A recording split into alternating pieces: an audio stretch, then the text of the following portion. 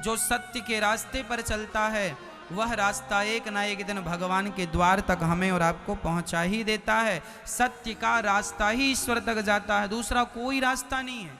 आप झूठ लाख बोल दो, लेकिन झूठ बोलने से ना आपको ही शांति मिलेगी, ना तो आपको ये लोक बनेगा ना परलोक बनेगा। सत्य बोल के हार जाना अच्छा है, पर झूठ बोल के जीत जाना अच्छा नहीं है। झूठ बोल के जीत जाने से अच्छा है सच बोल के हार जाइए। कम से कम आप सत्य के साथ तो रहेंगे। जीवन में झूठ का साथ नहीं देना चाहिए। हमें किसका साथ देना है मेरी माँ? सत्य का। अच्छा, आप में से कितने लोग हैं जो सत्य बोलते हैं? कभी झूठ ना बोला करो। कभी साल में एक बार, 2 साल में एक बार, 10 साल में एक बार झूठ बोल दिया तो माफ है। माफ तो नहीं है पर कम मात्रा है, ठीक है।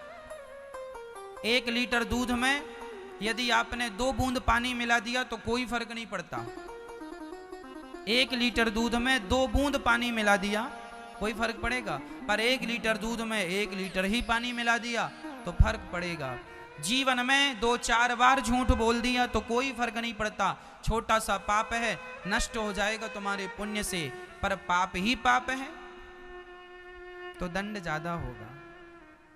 इसलिए झूठ की मात्रा कम कर दीजिए।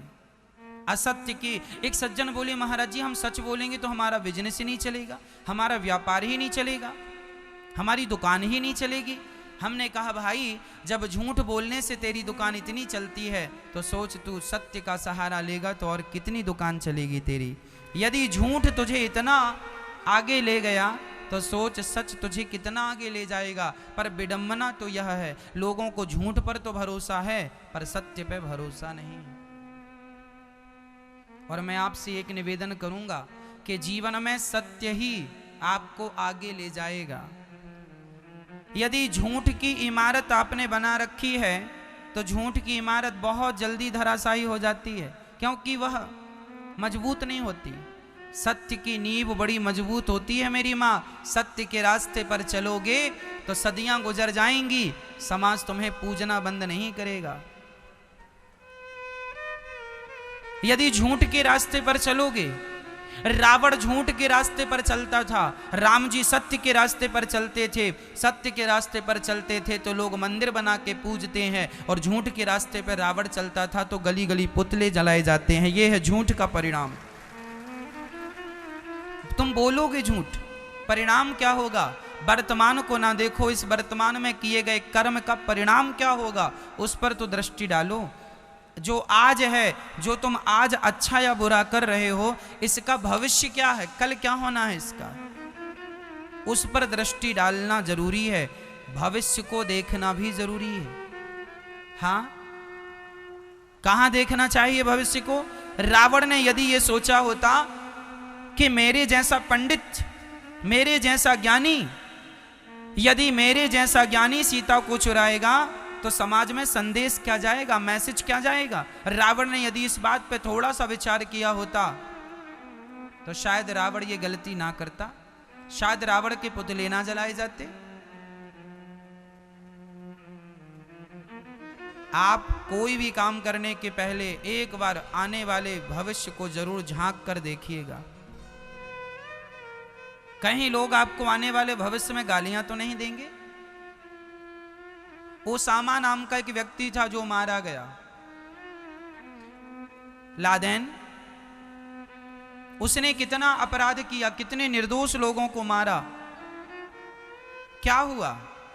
आज तक लोग उसे गालियां देते हैं। आज तक उसके नाम पर किसी ने आंसू नहीं बहाए होंगे। देखो, मरना तो सबको है मेरी माँ, आपको भी मरना है, मुझे भी मरना है। अब निर्णय ये करना है कि झूठ बोल के मरना है कि सत्य बोल के मरना है, रावण बन के मरना है कि राम बन के जाना है, ये आपका निर्णय है। आप देख लीजिए। इसलिए गलत मार्ग ना अपनाइएगा, वह आपके लिए बहुत हानिकारक है। अच्छा तो लगता है, खुजली जब होती है खुजलाने में बड़ा अच्छा लगता है, बहुत अच्छा लगता है, लेकिन जो उसकी जलन होती है ना खुजलाने के बाद, वो बड़ी दर्दनाक होती है। ऐसे झूठ भी खुजली की तरह, झूठ बोलने बड़ा मजा आता, हाँ बड़ा मजा आ गया, बहुत पैसे मिल गए, बहुत कमा लिया, बहुत बड़े आदमी बन गए, लेकिन उसका जो रिएक्शन होगा, जो उसकी जलन होगी, असहनीय वेदना होगी, असहनीय दर्द होगा। इसलिए जीवन में कभी भी गलत रास्ते पर ना चलना। बच्चों को यही सिखाओ बचपन से, बेटा नमक रोटी खा लेना पर सत्य की ही रोटियां खाना। झूठ के हलवा पूड़ी से अच्छा है सत्य की नमक रोटी खाएं। वह सत्य की नमक रोटी ना जल्दी हजम हो जाती है, चूरन नहीं खाना पड़ता। और पाप की रोटियां खाने के बाद चूरन खाओ तो भी हजम नहीं होती, पेट गुड़गुड़ गुड़गुड़ करता रहता। ना तो रात को नींद आएगी, ना तो चैन मिलेगा। आप आलीशान बंगला बनवा लीजिएगा, झूठ बोल करके, पाप करके रह लीजिए, उस बंगले में शांति नहीं मिलेगी। रावण सोने की लंका में रहता था, शांति नहीं मिली। जबकि रावण जिस लंका में रहता था वह लंका किसने बनवाई थी आपको पता है? वह लंका भगवान शंकर ने बनवाई थी। किसके लिए बनवाई थी? अपने लिए।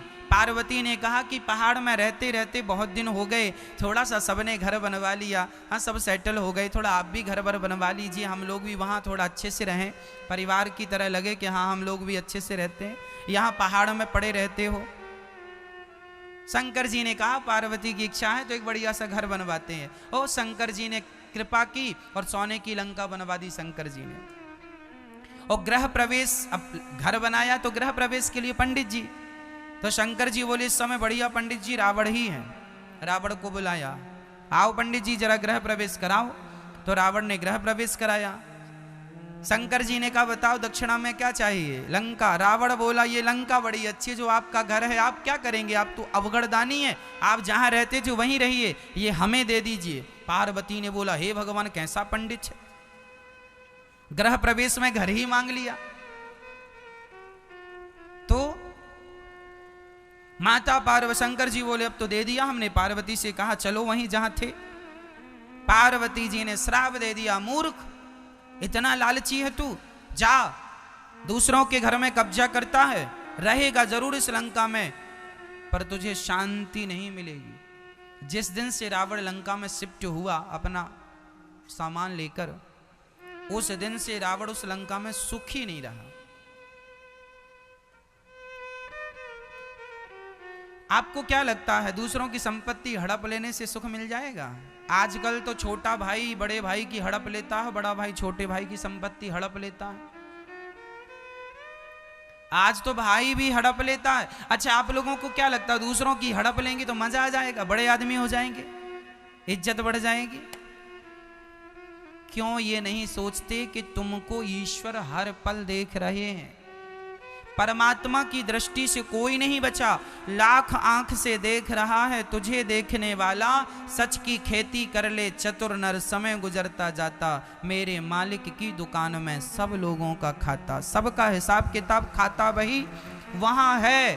तुमने कितना अच्छा और कितना बुरा किया है, इसलिए बुरा ना करना किसी के साथ, भाई के साथ भी ना करना, जमाने के साथ भी, दुश्मन के साथ भी बुरा ना करना, ईमानदारी से। हमारे यहाँ तो दुश्मनी भी ईमानदारी से निभाई जाती है। छाती पे वार तो करना, पीठ पे प्रहार ना करना। हमारे यहाँ दुश्मनी भी ईमानदारी से निभाई जाती है, नहीं हाँ या ना? बोलो हाँ या ना। हमारे यहाँ दुश्मनी भी ईमानदारी से निभाई जाती है, दुश्मनी में भी सत्यता होती है। हमारे यहाँ लोग कहते हैं दुश्मन के पीठ पर वार नहीं करना है, छाती पे सामने से बता के कि मैं आ रहा हूं।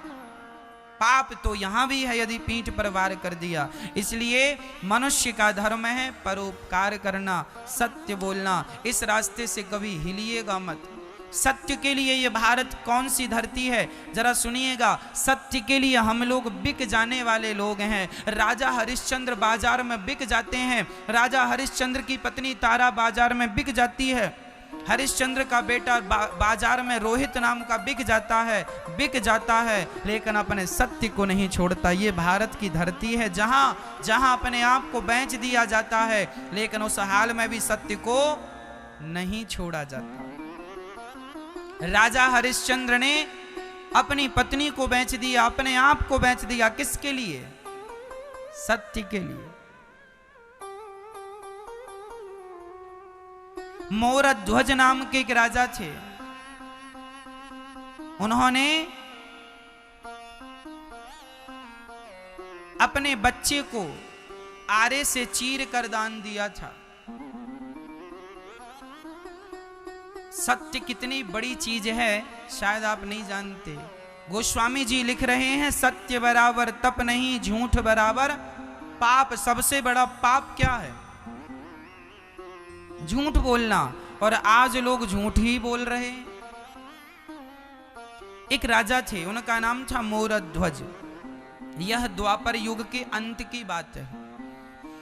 जब द्वापर युग में महाभारत का युद्ध हो गया, धर्मराज युधिष्ठिर राजा बन गए और राजा बन के उन्होंने प्रजा को खूब भंडारा किया, भोजन प्रसादी कराया, लंगर चलाया, यज्ञ किया, सबको संतुष्ट किया दान दक्षिणा देकर। तब अहंकार से अर्जुन ने अंगड़ाई लेते हुए श्री कृष्ण से कहा, श्याम सुंदर बताओ, कैसे धरती में हमारे भाई से बड़ा कोई दानी है?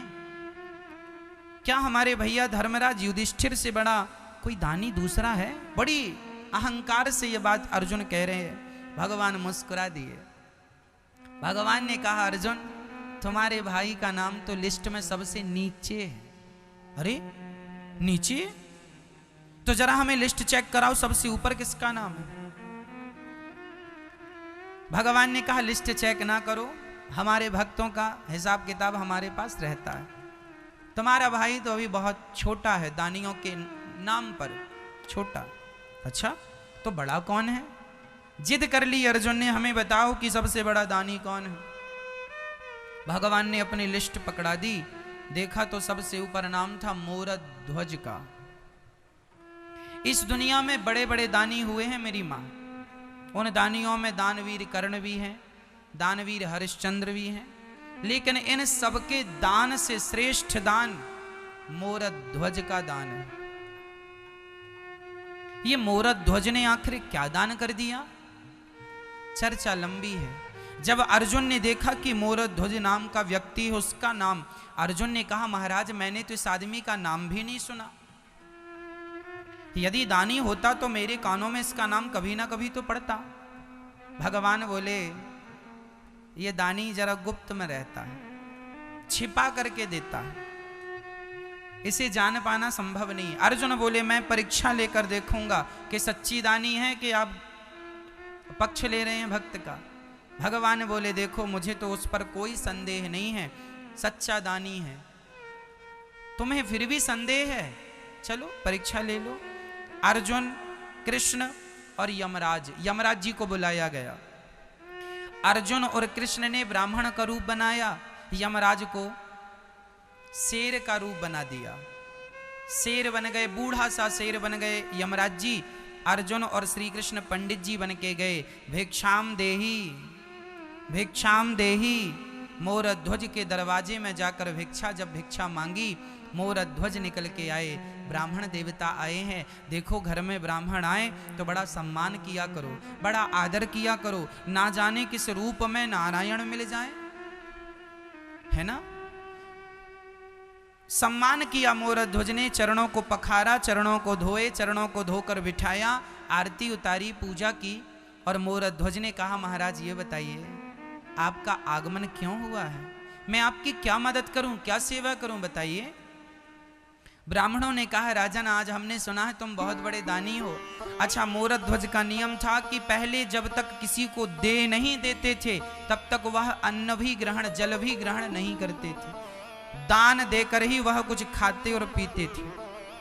आज ब्राह्मण आए हैं, क्या देना चाहिए? जो आप मांग लेंगे सो दे देंगे। अच्छा, तो फिर एक काम कीजिए ना। ब्राह्मणों ने कहा, यदि देना हो तो हाथ में जल लेकर संकल्प लो। ऐसा तो नहीं कि हम मांगे और आप मुकुर जाओ, इसलिए पहले संकल्प। अच्छा, मोरध्वज ने कहा, जो मैं कह देता हूं वह करता हूं, प्राण जाए पर वचन न जाए। आपको फिर भी यकीन नहीं है तो एक काम कीजिए, ये रहा संकल्प। हाथ में जल लेकर के संकल्प कर दिया, जो आप कहेंगे मैं दूंगा। संकल्प छूट गया। अब ब्राह्मणों ने कहा मोरध्वज आपने संकल्प दे दिया है, जो मांगूंगा दोगे। मोरध्वज ने कहा मेरा शीश मांग लोगे शीश दे दूंगा, राज्य मांग लोगे राज्य दे दूंगा, जो मांगो दे दूंगा। ब्राह्मणों ने कहा ना तेरा शीश चाहिए ना तेरा राज्य चाहिए, फिर क्या चाहिए? कह दिया ब्राह्मणों ने महाराज मेरा शेर बाहर खड़ा है, महीने भर से भूखा है, बूढ़ा हो गया है, दांत गिर गए हैं, कुछ खा नहीं पा रहा है, उसके लिए जरा से मांस की व्यवस्था कर दीजिए, मांस दे दीजिए। मोरध्वज ने कहा बस इतनी सी बात?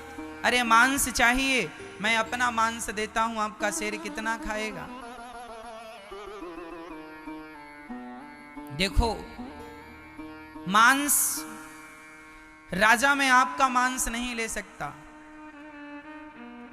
आपका मांस जरा कड़ा हो चुका है, बूढ़ा शरीर है आपका।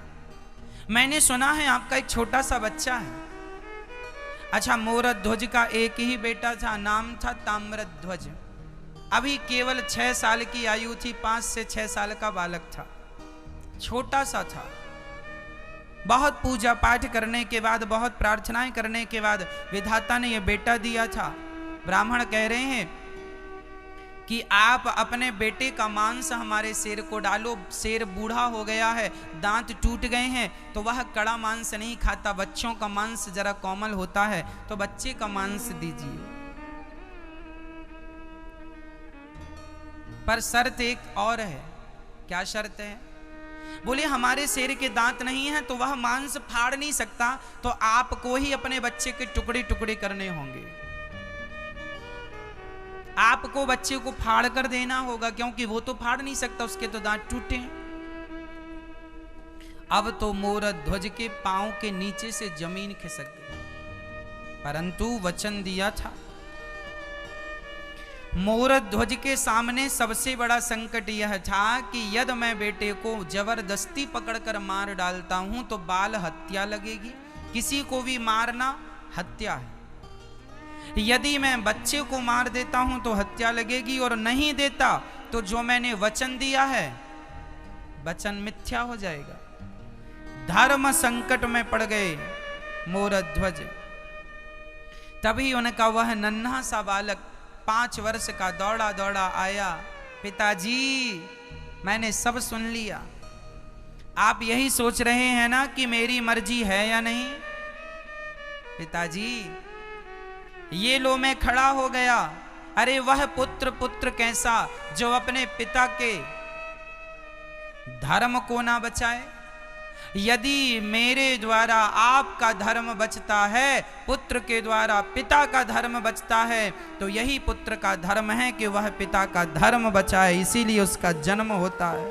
मैं आपके धर्म की रक्षा के लिए मैं अपने प्राणों का बलिदान दे सकता हूं पिताजी, आपका वचन मिथ्या ना हो। यदि आज आपका वचन टूट गया तो आपका धर्म चला जाएगा, और बेटे के रहते बाप का धर्म चला गया तो बेटे का होना व्यर्थ है। अरे पिता के धर्म की रक्षा पुत्र ना करेगा तो कौन करेगा? बेटा खड़ा हो गया, आरे की व्यवस्था की गई।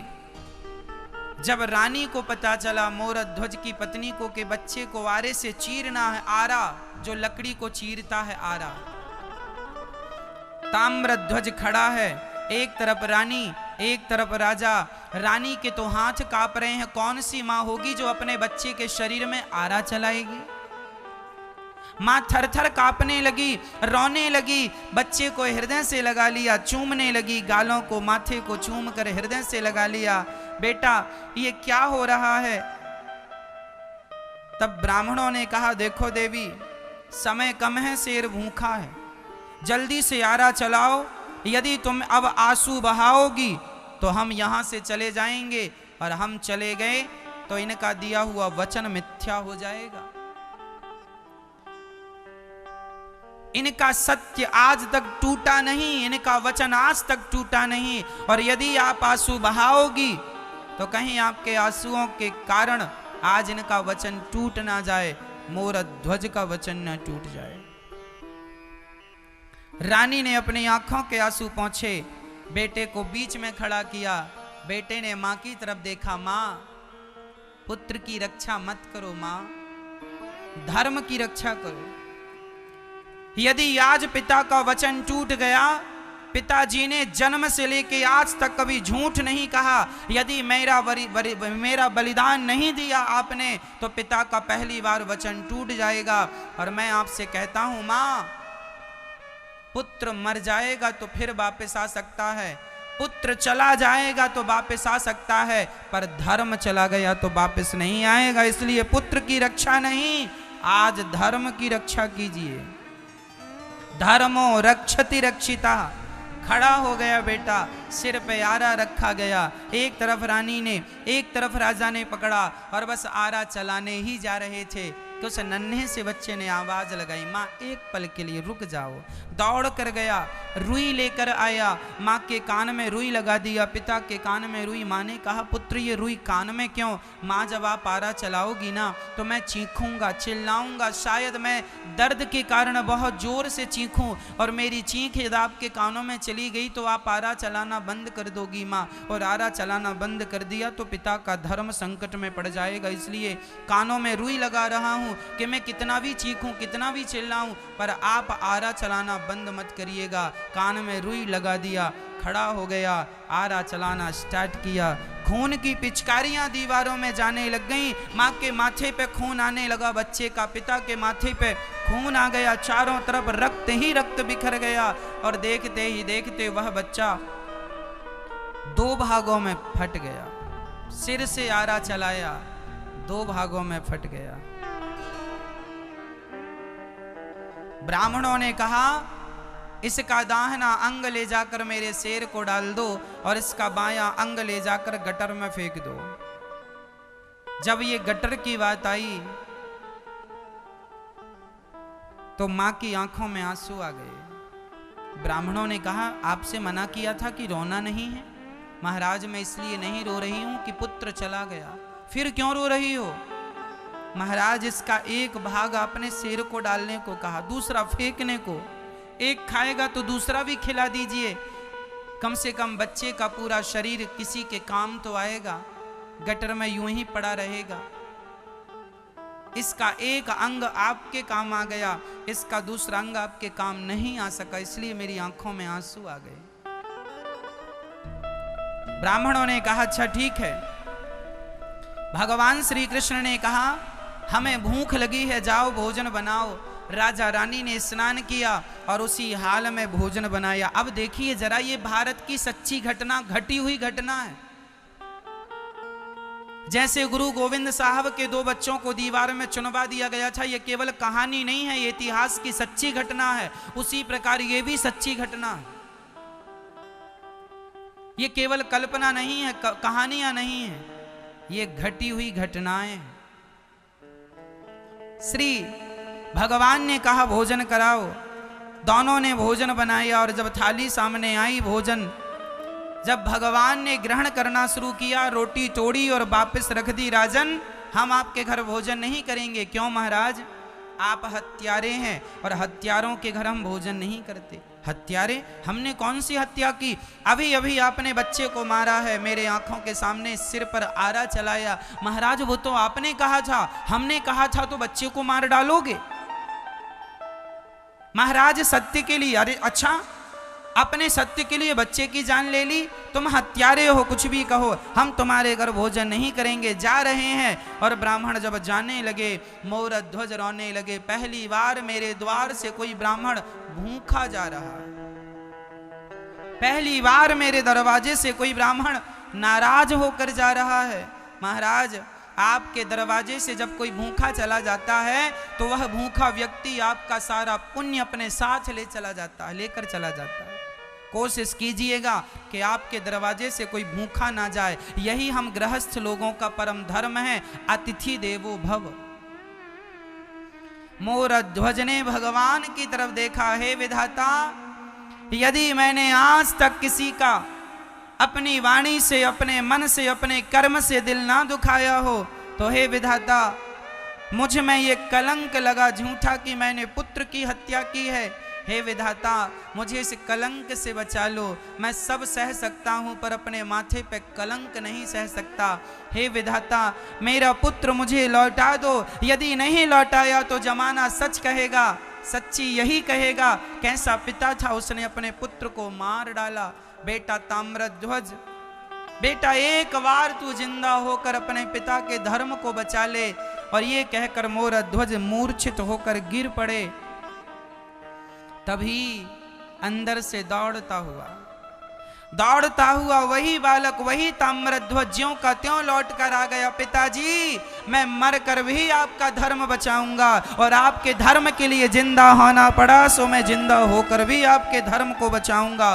दौड़ कर आ गया और अपने पिता के हृदय से लग गया। पिता ने देखा तो ना वहाँ कोई शेर था ना कोई ब्राह्मण थे, वहाँ तो भगवान श्री कृष्ण खड़े थे और अर्जुन आंखों में आंसू लिए खड़े थे। अर्जुन मोरध्वज के चरणों में गिर पड़े, महाराज क्षमा कर दो, सच्ची कहा था भगवान ने कि आपके जैसा दानी कोई नहीं है। अरे धन का दान बड़ा नहीं है, शरीर का दान बड़ा नहीं है, अपना माथा भी अपना सिर भी काट के चढ़ा देना बड़ा नहीं है, लेकिन अपने पुत्र का दान, अरे पुत्र का दान करना भी बड़ी बात नहीं है। पर पुत्र का दान इस प्रकार आरे से चीर कर कोई पिता दे सकता है तो केवल मोरध्वज हैं। मोरध्वज की आंखों में आंसू आ गए। भगवान से कहा प्रभु आप हैं, क्या आपको मुझ पर विश्वास नहीं था कि मैं आपके कभी सत्य को टूटने नहीं देने वाला हूं? भगवान ने मुस्कुराते हुए कहा मोरध्वज यदि मैं जमाने से कहता कि तू सबसे बड़ा दानी है तुझे कोई दानी नहीं स्वीकार करता, पर आज तूने सिद्ध करके बता दिया कि तेरे जैसा दानी ना भूतो ना भविष्यति, ना हुआ था ना कभी होगा। इसलिए मोरध्वज का नाम दानियों में सर्वश्रेष्ठ दानियों की लिस्ट में इनका नाम। अपने बच्चे को आरे से चीर कर दे दिया, लेकिन धर्म को नहीं जाने दिया, सत्य को नहीं जाने दिया। अब यहां मैं आपको एक सारांश सुनाता हूं। मोरध्वज ने किसकी रक्षा की? धर्म की। मोरध्वज ने किसकी रक्षा की? और धर्म की रक्षा जब उन्होंने की तो उनका मरा हुआ बेटा जिंदा हो गया कि नहीं? मरे हुए बेटे को जिंदा किसने किया? जब आप धर्म की रक्षा करते हैं तो वही धर्म जिसकी आपने रक्षा की वही धर्म आपकी भी रक्षा करता है। धर्मो रक्षति रक्षिता। यदि आप धर्म की रक्षा नहीं करेंगे तो धर्म भी आपकी रक्षा नहीं करेगा। सत्य की रक्षा आप करेंगे तो सत्य भी आपकी रक्षा करेगा। इसलिए सत्य के रास्ते पर चलना है। ये भारत वही भारत है, ये मिट्टी वही मिट्टी है जहां सत्य के लिए मर गए, मिट गए, लेकिन सत्य को नहीं जाने दिया। इसलिए प्रार्थना करता हूं 1000, 2000, लाख, 2 लाख, 10 लाख के लिए झूठ ना बोला करो। 10 लाख भी तुम झूठ बोल के कमा लोगे तो 10 लाख 10 दिन में खत्म हो जाएगा, लेकिन जो झूठ बोल के 10 लाख कमाया है वो 10 जन्मों में भी खत्म होने वाला नहीं। वह झूठ का परिणाम मिलेगा और वह दंड भोगना पड़ेगा। पैसे खत्म हो जाते हैं मां, पर पाप खत्म नहीं होता। पापों का दंड तो हमें भोगना ही पड़ता है। बच्चों को सिखाइए कि वह झूठ ना बोला करें, असत्य ना बोला करें, सदा सत्य का सहारा लिया करें, आश्रित सत्य का आसरा लिया करें। सत्य की शरण में जो रहता है, सत्य कौन? ब्रह्म सत्यम। सत्य मीन्स ईश्वर। जो सत्य की शरण में है वही भगवान की शरण में है, जो सत्य की शरण में नहीं वह भगवान की शरण में भी नहीं। सत्य मीन्स ईश्वर, सत्य मीन्स कृष्ण, कृष्ण ही सत्य है। तो आप सत्य बोलते हैं मतलब आप कृष्ण का आश्रय लिए।